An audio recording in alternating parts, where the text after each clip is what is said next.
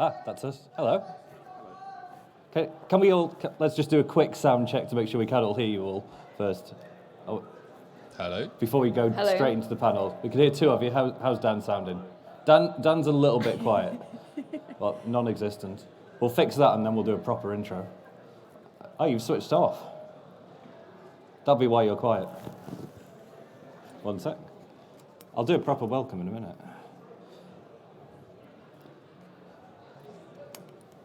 There you go. Hello. Oh. Works better when it's switched on. I got you. It's fine. Anyway, welcome to EPIC 35, powered by Intel and, of course, sponsored by Overclockers and Logitech G. We're back on the main stage after a morning of technical issues, which can be summed up as we couldn't switch the lights on. It was literally... Hello? It was literally as simple as that. Hence, has been a little bit behind on the whole schedule. We're still going to do all of the shows that were planned for today, but we'll just be cutting them down a little bit because we want to make sure we hit the pub quiz at 8 o'clock, which is what everybody really wants to see. Last event we did our first, slightly more, not serious, but educational type panel where we were looking at how to build communities, and we got some really good feedback from that. So we decided to do something similar and try and touch on the topic of careers in esports, which we really can't cover in 45 minutes, but it's a start. And there's a few similar panels at other events coming up over the next few weeks that are looking at this. And the reason I wanted to do this panel is I feel like I've spent the last month or so interviewing and reading applications for various roles, and I found the whole process very frustrating. That's no offense to anybody who might be listening. So I wanted to discuss my experience with that and see if it was sort of common theme across the industry. And also, even today, there's been a little bit of controversy on Twitter from a university tweeting out about their esports degree program.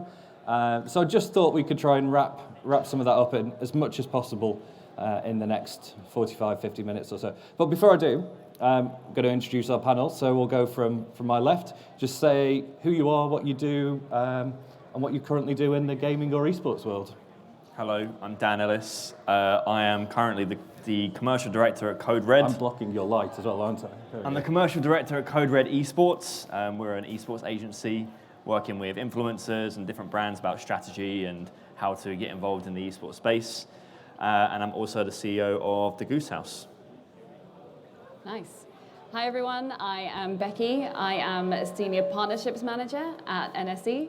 NSE, if you don't know who we are National Student Esports. We run the British University Esports Championship throughout the academic year for universities to battle it out over a series of esports titles to be crowned Esports University of the Year at the end of it. And we also run a lot of community activities and developing kind of students' skills and hopefully future careers and alongside that. Cool. Yeah, hi all, I'm Mark Broom, part of the UK marketing team at Intel. I look after elements of our gaming and esports activities here in the UK, including our sort of digital media, influencers, partnerships, events, etc. So, the first question I'm going to ask to all of you is the sort of route you took to get into the job you're in now, whether that was starting as a hobby, and something you just really enjoyed and it sort of accidentally became a job, or whether it was a definite plan from an early age. Who wants to go first? Like, how did you end up doing what you do now in this world? I'll go first. It probably all started many years ago when my dad brought home a sort of Commodore 64, I think. So that's always been part of my early years, gaming, console, PC, you name it, I was gaming on it.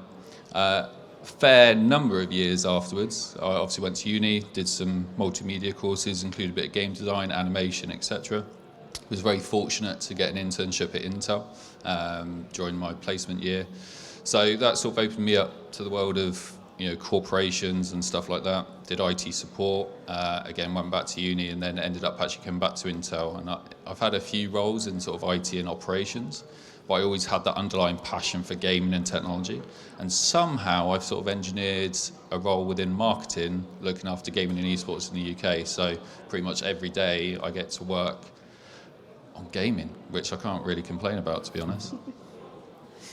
For me, it was definitely an accident that I ended up in esports. I think I've always played games forever, ever since I was young. I never really considered it as a career path. I originally went to university for graphic design. I was a graphic designer in industry for probably 4 or 5 years in kind of lifestyle, automotive, and property.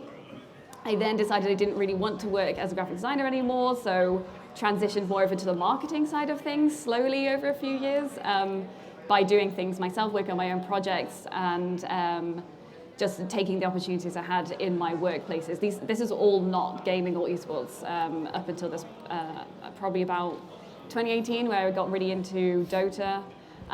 Started volunteering a lot of my time for Dota communities, so I helped set up a women's Dota 2 group called Desa Ladies. I'm on a Dota 2 podcast called Fourth Spirit, and just getting more and more involved, I thought, why didn't I think about this as a career? And yeah, just volunteering a lot of my time, as well as kind of taking any opportunities I had through work to kind of lean towards more marketing and social media. I then got my first role with NSE doing social media and community management.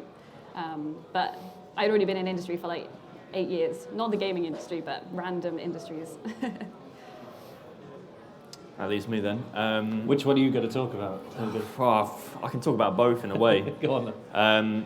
So I've been playing games my whole life, and I made a little bit of money in like 2006, 2007 playing Call of Duty 4 game battles on the Xbox 360, just doing wager matches.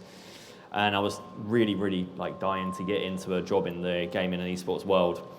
And I just did a lot of networking. I went to every EGX, every like event you could think of, and just met everyone I possibly could. And I was just stuck in like stagnant sales roles. Like I worked for Virgin Media for a while. I worked at a software company. I was in retail. And that skill of like being quite good at selling things was a little bit of the key to me getting a role in esports, because there've been lots of roles coming up in regards to partnerships and account management. So I had an interview at ESL for a job I was not qualified for, which was digital campaigns manager at the time. I still don't know what that meant. And I had an interview with Heather Dower, Rob Black, and James Dean. And I got a call like a month later, and they said that they loved me, but they didn't think I'd be right for that role, but they wanted to create a role for me, which I didn't have before. So then I joined ESL. And then to skip forward a little bit, where lockdown happened and Valorant came out, and all of my friends at ESL were really good at Valorant and I was really bad, and we had a little Discord server between us that we wanted to, we would just play Valorant in. I was like, I need to find some more people to play with, so I just opened the server up to the public, and then it became the Goose House. And then, that's how it came across. And then Luke Cotton followed me on Twitter, and he interviewed me for commercial director and offered me the job. So that's how I got my role, kind of accidentally. Fair. I'll briefly do mine, but people are probably fed up of hearing about mine. It was never a plan. I started what was EPIC.LAN's predecessor in 2003 as a hobby, because I went to Insomnia. Yes, I don't mind saying the name, we haven't banned it. Went to Insomnia, really enjoyed it. Back in I8, I think was my first one. And I just didn't like the drive, because I'm inherently lazy. So I thought, instead of driving all the way down to Newbury, I'm just going to set something up a little bit closer to home. And we had, small, typical village hall LAN party, 30-odd people. And I did that for 15 years, just as a side hobby to my real job at the time. I still keep calling that a real job and not this. And the real job was in leisure marketing. As you can tell, I obviously worked in health and fitness for a long period of time. And yeah, I was given the opportunity to leave the job, I think is the way we phrase it sensitively. And I was just going to go back into the same job again. I'd literally started, I hated the job, by the way, but I absolutely hated doing that work. I was fed up of it. I'd lost all my motivation, and I just started applying for jobs doing exactly the same thing that I hated before. And James was one of the people, actually, who called me after I'd lost my previous job and and said, like, what are you doing? You've got a really obvious option there right in front of you. Why don't you just do more of what you're doing now and try and make it viable? And then we're sort of 3 years on, and here we are. But it was never my plan. Like, uni, I use my degree now more than I ever did in any previous career. I did computer science and music technology, and now we're running a LAN with a bit of a production element to it. So. But yeah, never a plan, complete accident, but I'm now at that point where it doesn't feel like a job. Like, I'm doing what I want to do every day, a bit like yourself. Like, managed to evolve the role to do something that is a passion. Don't need that anyway. What do we feel about the current jobs landscape? Because things have changed a lot over the past few years. A lot of companies have had to shrink because of COVID. I hate to keep coming back to COVID, but I mean, it has. That's obviously had an impact. The last 2 or 3 weeks, there's been some pretty big takeovers of esports operators. I mean, what do we think's out there for people who want to get into this industry at the moment? Who wants to go? I think, yeah, from our side, I think you've sort of summed it up. There's a lot of opportunities, right? I think that's the key thing. When I talk to students or other people within the Intel organisation about the opportunities in esports and gaming, right? It's not just about team organisations or anything like that. You know, you've got broadcasts, you've got media, you've got agencies, graphic design, all sorts, right? So just because you've got a passion, just if you've got a passion in gaming and esports, you could pretty much work in a lot of different areas, right? There's lots of, I think there's lots of social media posts out there. There's a lot of graphics that show you the breadth of the esports and the gaming organisations, right? And there's lots of companies that are now getting into gaming and esports, right? And esports partnerships, both from an endemic and a non-endemic point of view. So if you've got a lot of knowledge within the gaming and esports space, you could go and work for, you know, Mercedes or a bunch of other non-endemic brands, and they would probably, you know, they need that knowledge inside their companies to help them out, and et cetera, et cetera. So I think, yeah, when I talk to them, it's about the breadth of opportunities versus just thinking, I want to do social media for a team. Right, there's lots of different opportunities. Yeah, I think a lot of people kind of pigeonhole themselves into one thing. Like, I see a lot of people put on Twitter, like, oh, it's my dream job to be a social media manager for something in gaming and esports. It's like, no, don't sell yourself so short. Like, there's other opportunities out there. And I think if you've got a skill or something that you're quite good at and you're passionate about, like, you can hone that skill into different roles in esports and gaming as well. Yeah, for sure. I think one thing that I was struck by when I was looking for roles, and when I knew I wanted to work in esports and when I was looking for roles, it's quite difficult to see which company is actually like hiring full-time in a way. And I think, so I've definitely had students ask me, like, your role, is it full-time? Like, are you full-time employed by NSE? Can you live off that? And I'm like, yes, like, it's a proper job. NSE is not just like a bunch of students running themselves. But I think once you're like inside the industry, it's easier to see those roles. And on the outside, I think it's quite confusing. So, you know, it's good that websites like Hitmarker and things like that exist, showing the breadth of opportunities that are out there. Because I think it's quite a daunting industry to look onto from the outside. A lot of the time, when we just have panels, events like this, or I guess in the university scene as well, there's perhaps a lot of assumptions that the only jobs are playing. Certainly parents, like when we have any sort of discussions with college student parents, and they're like devastated that their kids want to get into esports because they assume they're just going to be sat there with a controller for 12 hours a day.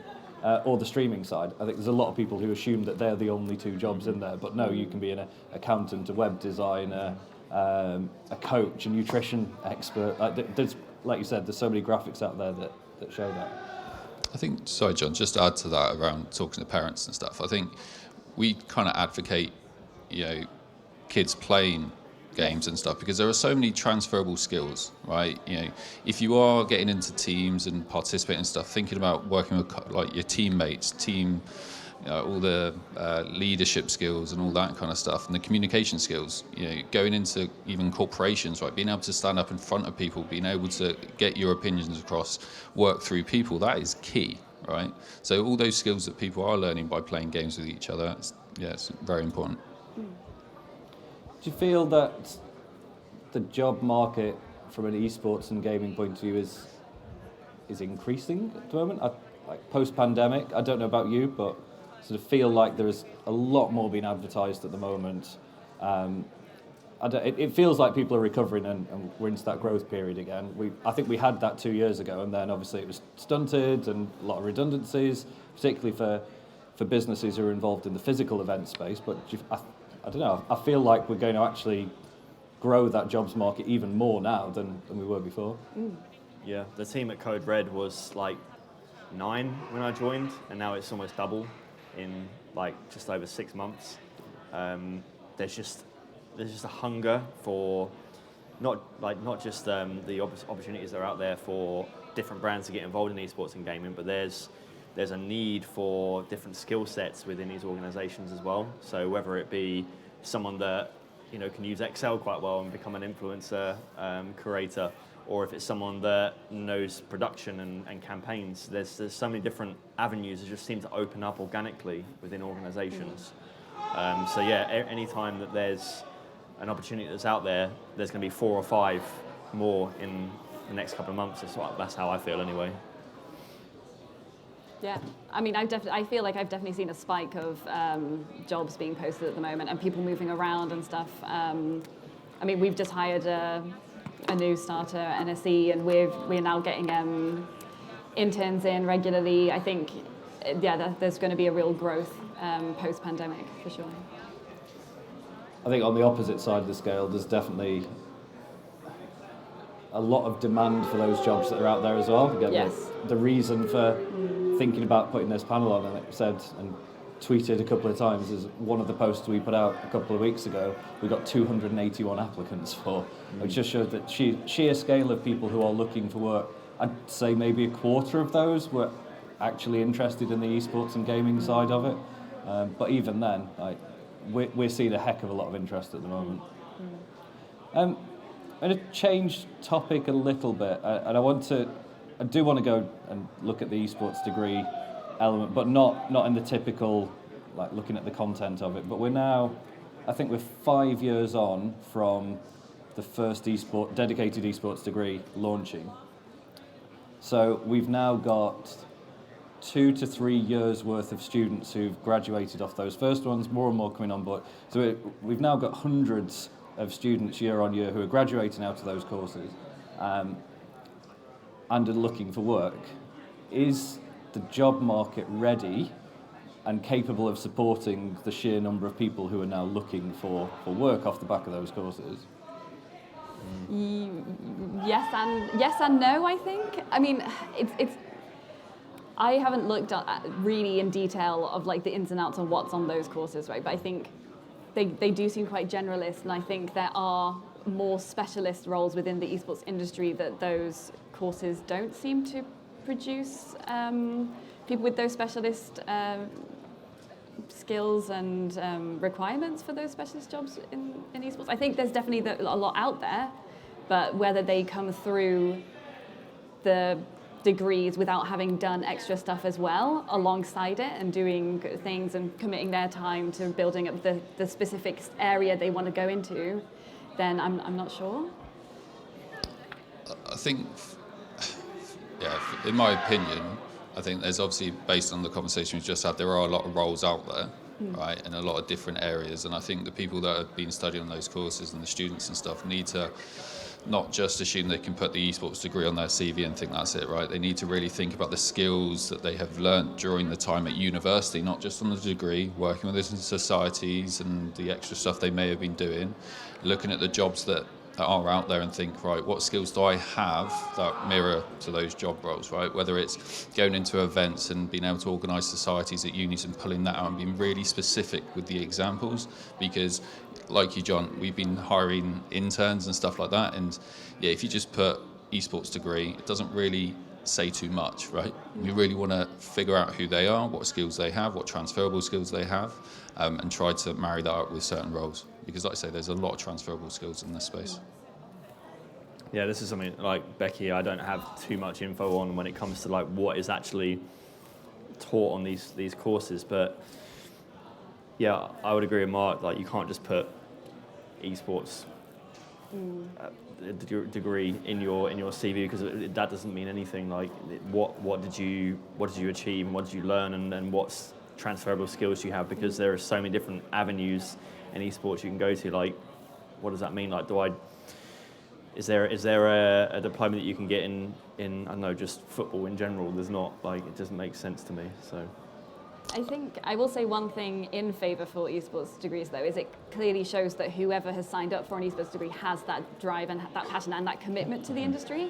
Like, that is a clear indicator. Obviously, they need to build on top of that with everything else they do, but it is a definite clear indicator that someone is keen and passionate and willing to essentially dedicate 3 years of their life and a lot of money to work in the industry. So I think we could be saying this about any degree, I Yeah. guess. Like, I know as an industry, the industry's been quite aggressive towards some of those degree programs, but we'd have been saying this a few years ago at recruitment with anybody who puts a degree on a CV, right? We as recruiters, we want to see more than just the piece of paper. That's, yeah, like you say, it's 3, 4, 5 years worth of commitment from people to do that. But yeah, I mean, we'll probably come on to that in a little bit more detail anyway. And I've completely lost my train of thought what I was going to ask on. Still while we're talking on the degree topic. Yeah, we were talking about whether the market's ready for it. We'll move on to the next topic, because unless you keep... No? You're going to add something? We'll talk about the next topic a bit more then, because we're all heading off down that direction anyway. So, as recruiters, when a CV comes across your desk, we've said that, okay, qualifications tell us a lot about the person. What else are we all looking for when we see, whether it's for a gaming or esports job or anything else? What makes something stand out to you on an application?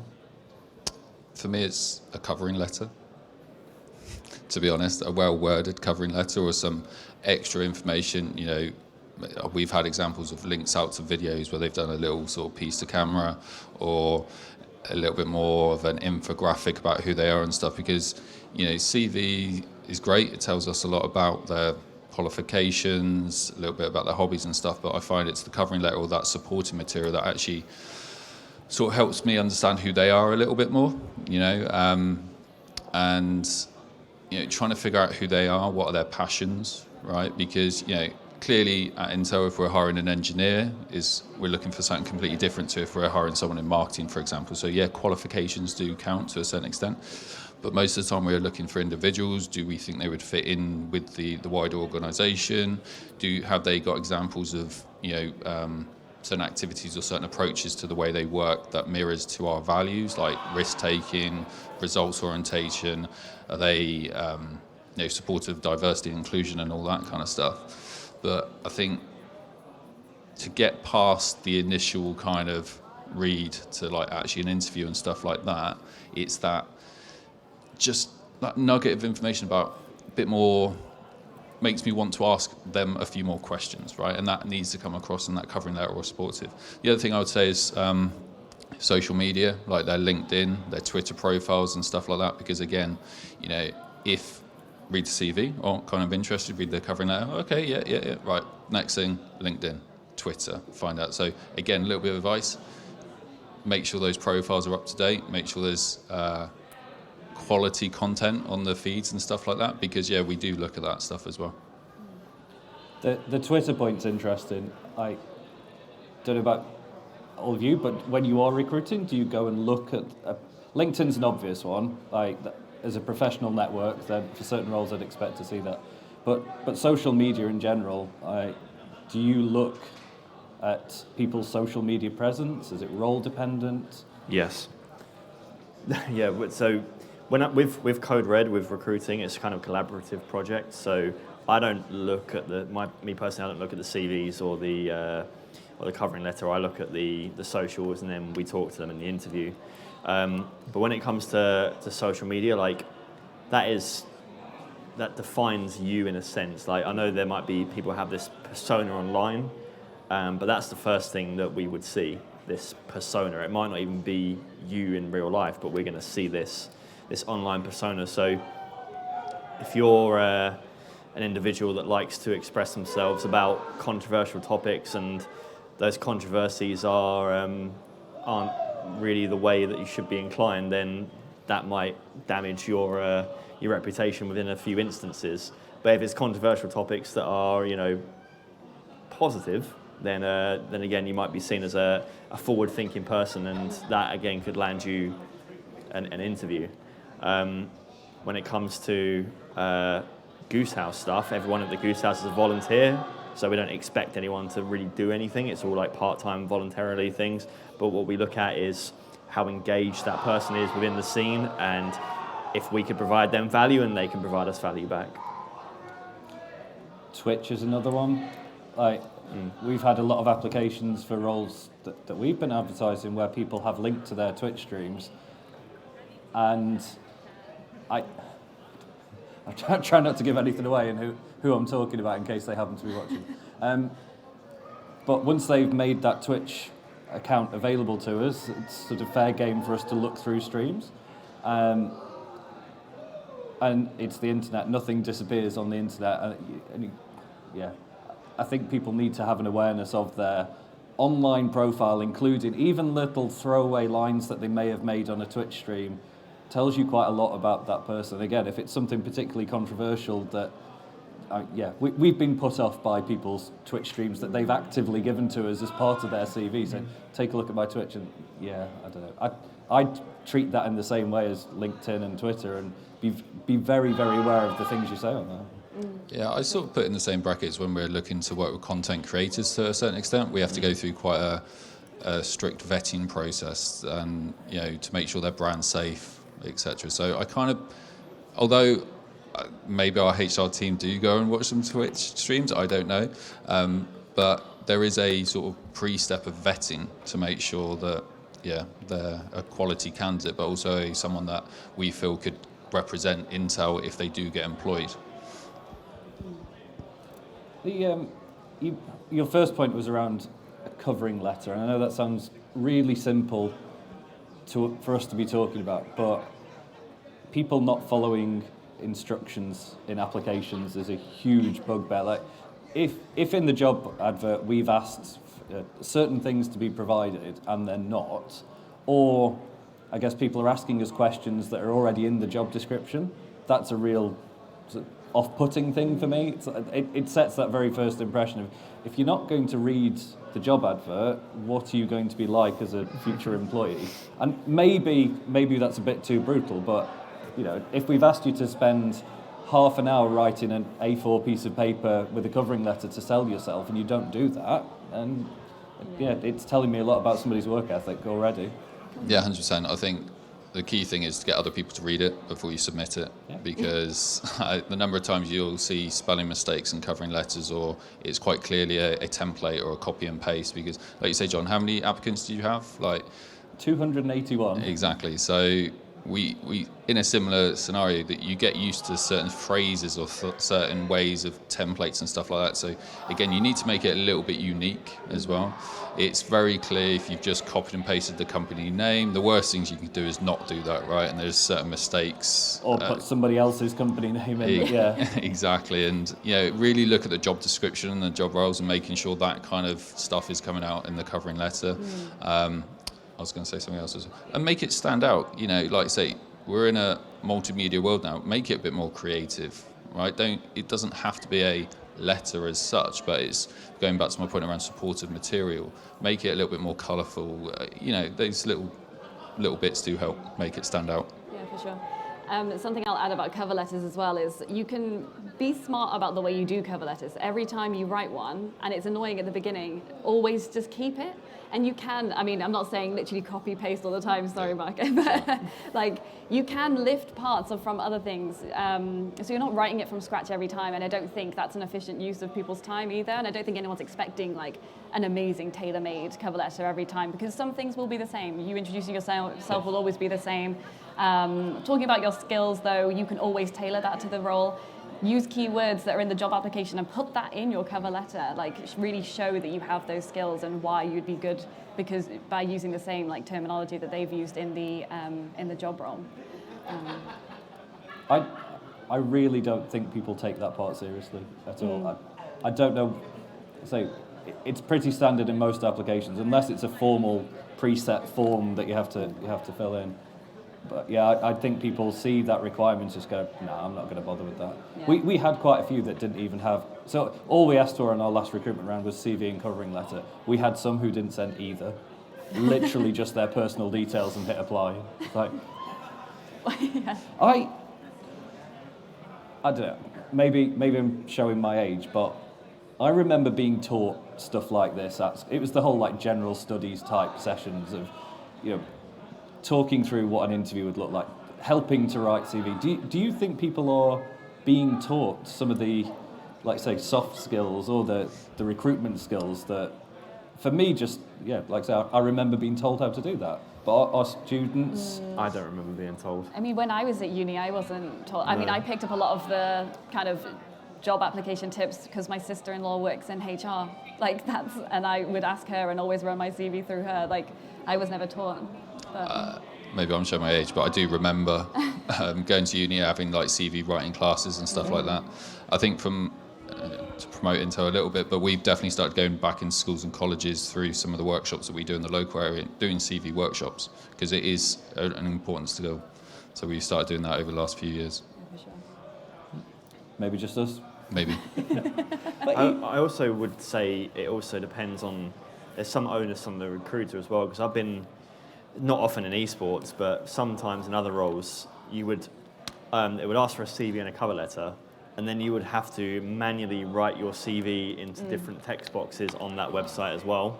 And I think there is some onus on the recruiter to make sure that isn't a thing, because that can be exhausting, having to rewrite everything. It's not a copy and paste job. You're literally rewriting your whole CV into a form, but you're uploading your CV anyway, and you've got to write a cover letter as well. Yeah, I think making a real easy process to apply on recruiters is better. Yeah, as somebody who worked in public sector for a long time, You know what I'm on I've about seen that. some painful recruitment processes, mainly to keep people in jobs. But I understand some of it. Even little things. I know one of Hitmarker's recent decisions was forcing all adverts to use some sort of system to manage the applications rather than just an email address. Stuff like that's fine, but again, you can configure that to make it as frictionless as possible for the applicant. But I still think, if you've never had to write a CV before, I'd at least hope somebody would Google what do I need to put in a CV and get a template, if nothing else. I'm going to come back to something that you mentioned, and it's always a contentious topic. It is for us as well, but volunteering. In whatever capacity. I know there are certain organisations who are absolutely against it. Obviously, I've got a personal view here with what we do at EPIC.LAN. Something that's always existed in traditional sport, like if you look at Sunday football leagues, kids' junior football leagues, it's usually the parents of the kids who are refereeing and coaching the kids, and that's how that whole amateur sports scene's grown. And I do think that esports is in a similar position to that. I think there is a line, and something that we've been really, really keen to understand with people who come along and help at EPIC.LAN is what people want to get out of that. Like, it's absolutely got to be a two-way relationship. Yep. Both parties have to gain from doing that. I'm not sure where I stand when it comes to, well, I know exactly where I stand when it comes to like multi-billion-pound corporations using people in that way. But at the same time, how do you, like we've all said that when we read through these CVs and covering letters, we want to see some sort of practical experience on there. How do you get that if it isn't helping out with your esports society, helping out with not-for-profit communities, helping out with smaller scale events? Without the volunteer side of esports and traditional sports existing, how would people get that experience?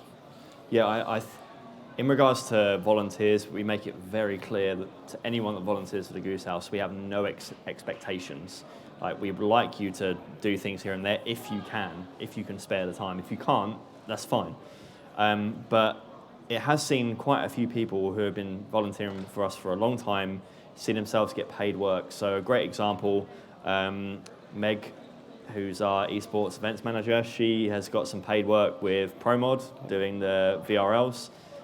She's going to be doing TO for a number of things this year, paid roles. Our community manager, Pyro, she got a job at Code Red as influence manager. And I'm always there offering advice to anyone that is looking for a full-time job within our admin team, helping them with their CV and their cover letter, sharing links for roles that are in the space that I feel that they would be suitable for. And it's just getting that experience. I'm there as a reference for them as well, whether it be a professional or a personal one, either or. So they get a lot out of it as well. I like to think that I've offered them experiences they would not have had they not have been a volunteer. For example, we work quite closely with Red Bull, and we just ran something called Goose.LAN last weekend, which a lot of them went to for free, had a hotel paid for, and got to meet some of the people they've been playing online with for the last year or so at an event. So yeah, I think that as long as the option to volunteer is a two-way street, like you said, and there isn't really too many expectations, or it isn't full on 40 hours a week or something like that, then I think it's fine. But if the organisation are treating it like it's a full-time job, then there's something fishy going on there. There's been a few questionable ones on LinkedIn in the past few weeks where things have been advertised as bugbear, something else I ranted on Twitter about the other week. So advertised as senior roles, director roles, full-time, expectation of hours, and then it does say volunteer under it. I think that's the line. Esports grew from orgs in people's bedrooms as hobbies. 10 years or so, I don't think any of us would have imagined sitting here and talking about it as being the size industry that it is now. But its roots are people starting to play games for fun because they wanted to. Nobody ever just went, I'm going to create an industry where people are going to play for money and have this as a job. It's grown from that. And I don't think you can suddenly remove that whole element of a scene. There are organisations out there who started just by investment, and they've started from an investment firm or something like that. We happen by accident, and any money that comes in goes straight out immediately on things that we need to spend it on. So anytime we run something for Riot, the budget they give us is spent immediately on casters and production. None of it goes to me or to the business book. It goes into the business bank account, but comes straight back out again. So we run on razor-thin margins. So we would love to have investment and be able to do it full time, but it's something that is really challenging in this space. I know there's a lot of orgs out there who have been around for years who still don't have any sort of investment. So if anyone's watching, hit me up.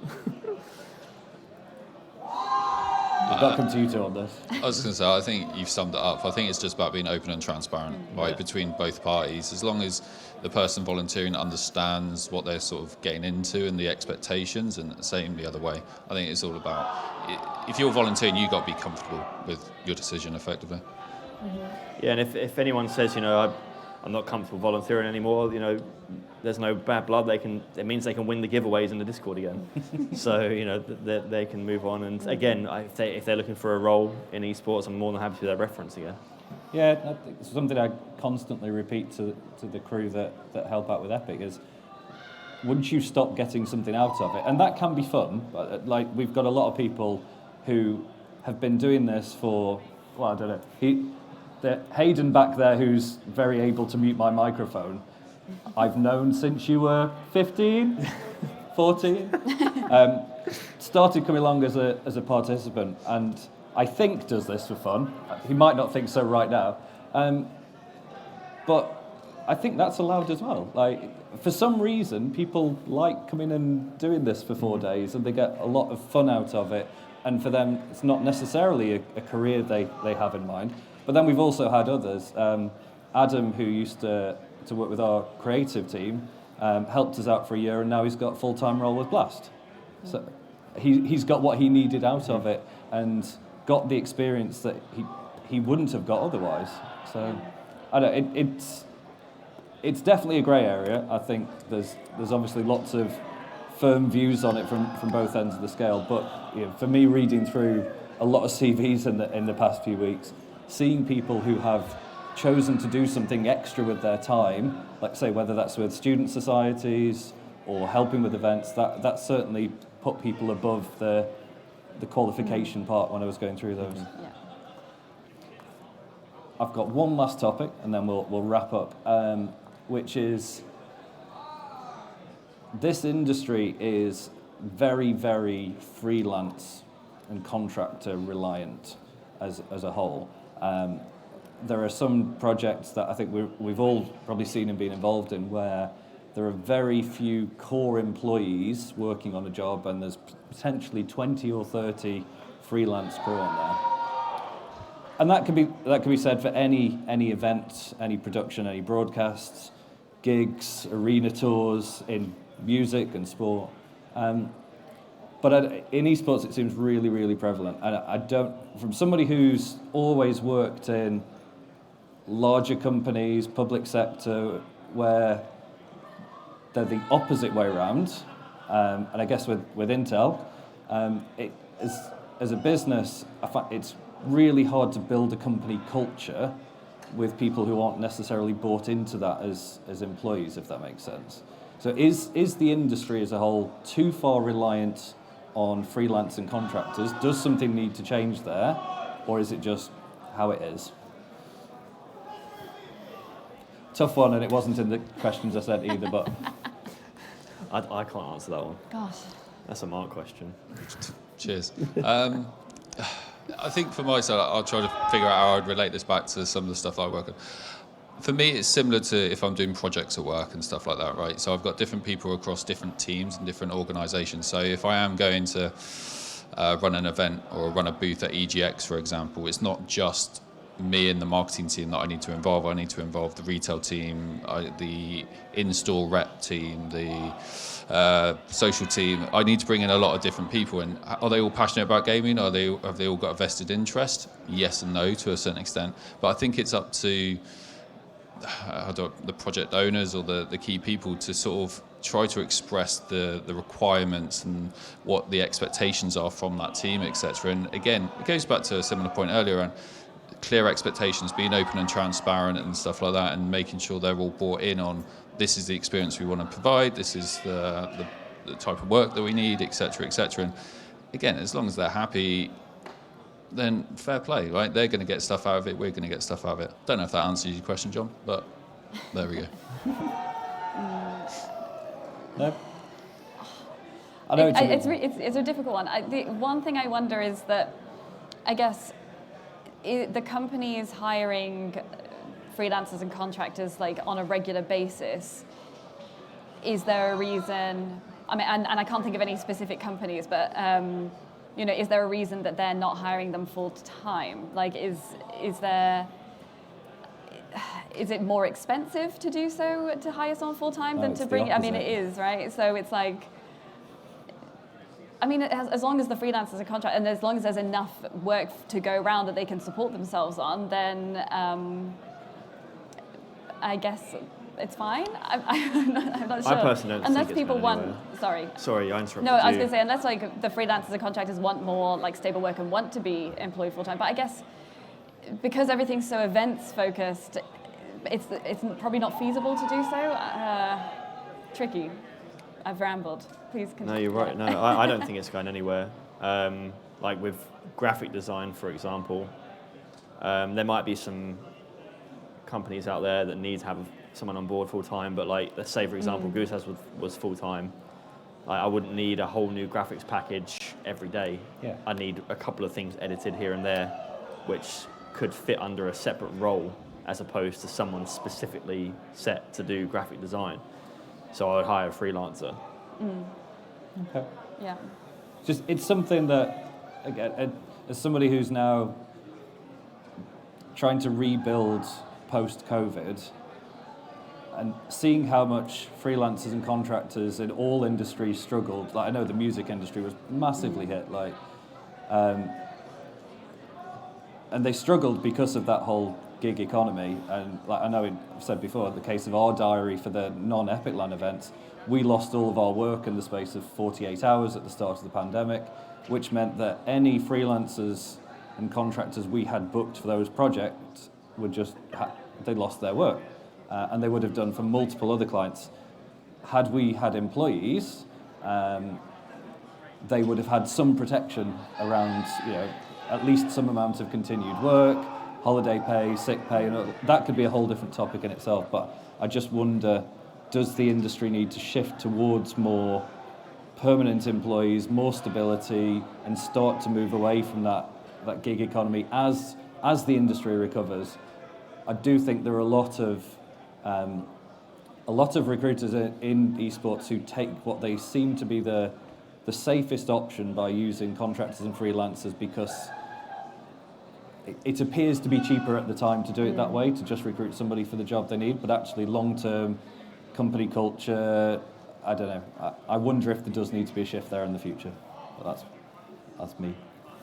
Anyway, we're pretty much coming up to our time. I know we had because it's slightly short to catch up on the stage, but to wrap up, I want one tip from all of you, and I know we've picked up some of these as we've gone through the panel, but one tip for you that if you're applying for a role in this industry that will make you stand out above any other candidate, and you can't say covering letter again. It's like something that if you read this on a CV or hear it in an interview, you're going to go, yes. And I know that could vary across different jobs, but your top tip for applying for a role in this industry? I think for me I don't want to do a long-winded answer, but it really depends on what you're applying for, right? Just make sure that everything is related back to the role that you're applying for. Just take the time, read the job description, read up on the company. Actually, that's my number one tip. Understand the company that you're applying for. Like, do some research and really understand who they are.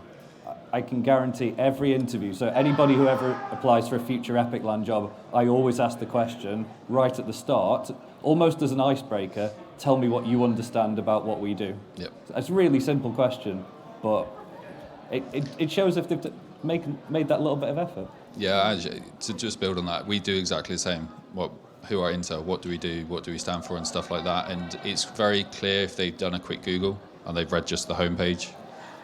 Do a bit more than just that. I think for me, it's show an example of something that you've taken initiative of, and maybe creating an opportunity for yourself, or you've wanted to learn more about. I don't know. Let's say, for example, if you were wanting to be a social media manager or a community manager, where have you put yourself in those spaces? What does your own social media look like? Maybe you could even come up with a mock plan. I mean, I'm not asking people to do free work, obviously, and not spend lots of time on it, but if you came up with I don't know, if I was hiring for that role for NSE and someone came to me with I did a couple of example tweets of this event that you ran, and something that shows a bit more initiative and something a little bit extra to stand out. I would say get people you trust and that may have been through the ropes to check over your application and check your CV. A lot of CVs look like copy pastas to me, it's the same thing over and over. I'm a team player, but I can also work well on my own. It's a sentence I see. Good communicator. Yeah. It's my favourite. Yeah, it's literally a sentence I see in every CV. So take it out. If it's in there now, take it out.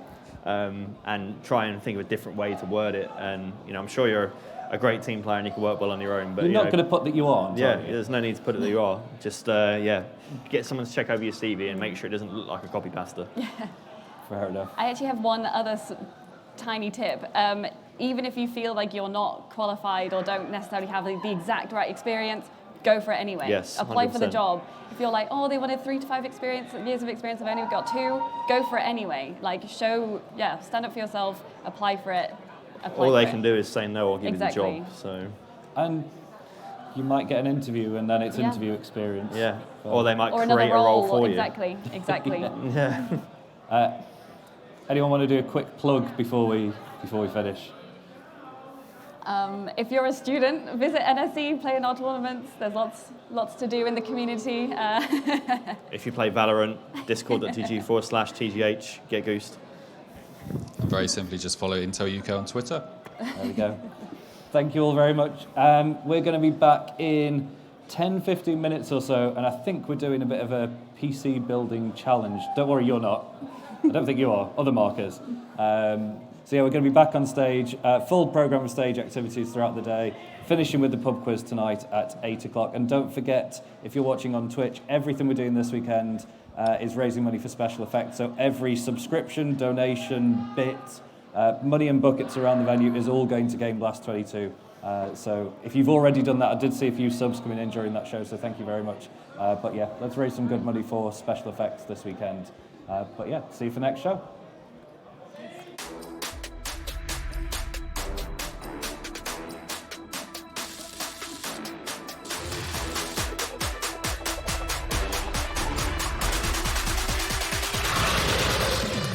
Hello, Overclockers, welcome.